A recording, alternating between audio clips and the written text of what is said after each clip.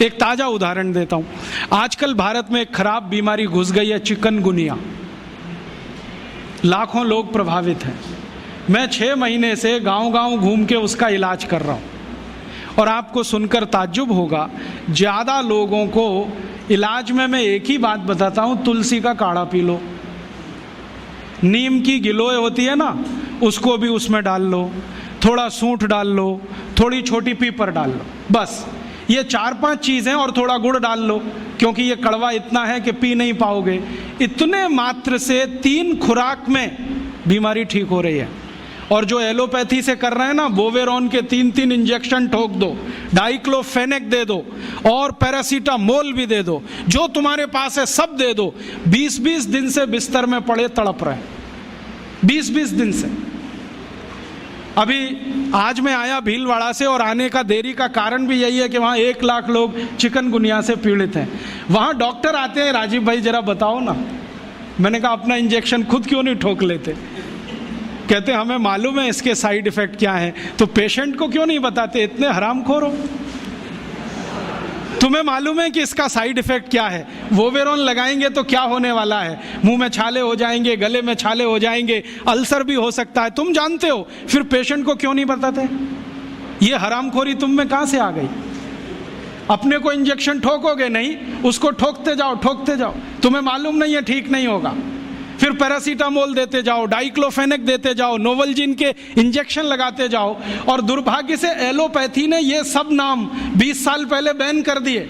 वो कहते हैं डाइक्लोफेनेक खराब है, पैरासीटामोल तो और भी खराब है, नोवलजिन तो 1984 से बैन है यूरोप में और अमेरिका में, वही इंजेक्शन यहाँ ठोक रहे हैं लगातार लगातार। दुष्परिणाम है कि मरीज ठीक ही नहीं हो रहे। और मैं आपको मेरा अपना तजुर्बा बताता हूँ। आप में से कुछ विद्यार्थी होम्योपैथी के हैं, आप जानते हैं कि होम्योपैथी की बहुत सारी दवाएं आयुर्वेद से ही निकली। तुलसी है ना, उसी से ओसीमम है। ओसीमम की 3-3 खुराक देके कर्नाटक में 70,000 रोगियों को चलता कर दिया, और वो 20-20 दिन से एलोपैथी खा रहे थे, रिजल्ट नहीं आ रहा है।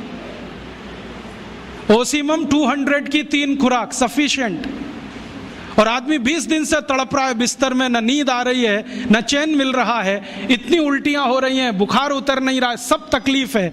3 डोज दो, खत्म कहानी। मैंने उसको फिर कुछ जरूरत ही नहीं।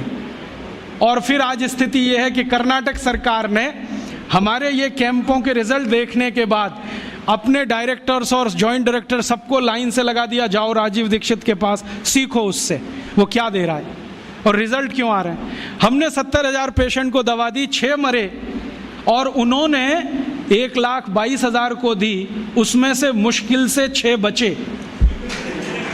ये कर्नाटक का हाल है। कर्नाटक में चिकनगुनिया इतना बुरी तरह से फैला है, कोई गांव नहीं बचा जहां चिकनगुनिया ना हो। मेरी तो स्थिति यह है कि कार्यकर्ता कम पड़ गए, डॉक्टर कम पड़ गए। अगर मेरे पास 1,000-2,000 डॉक्टर होते तो हम कर्नाटक के उन लाखों लोगों को बचा लेते जो मर गए पिछले 6 महीने। महाराष्ट्र में भी यही है।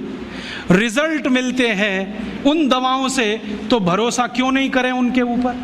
ओसीमम तो तुलसी में से ही बनी है भाई, और तो क्या है, डाइल्यूशन फॉर्म में है, बस इतना ही तो है।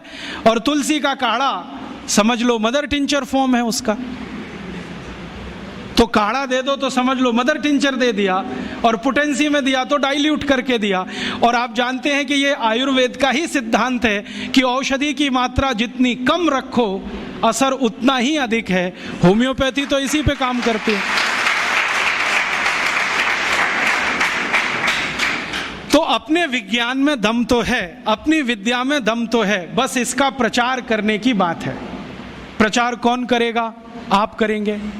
और इसका सबसे सरल तरीका है walk walk walk and talk talk talk. सबसे सरल तरीका। अगर आप इसका अपनी विद्याओं का प्रचार करना चाहते हैं, सरकार तो करेगी नहीं क्योंकि वो एलोपैथी के चंगुल में फंसी है। हमारी सरकार के 2 मंत्रियों का तो मेरा तजुर्बा है पिछले 6 साल में। जब जब मैं उनके पास गया स्वास्थ्य मंत्री को मिलने के लिए, वो कहते राजीव भाई ये सब हमको समझता है, कर कुछ नहीं सकते, क्योंकि ऐसा जकड़ के रख लिया है। तो मैंने कहा इसमें आग तो लगा सकते हो, आग ही लगा दो, हनुमान जी की तरह से रावण की लंका एक बार जल जाए। कम से कम कहानी तो ख़त्म हो जाए।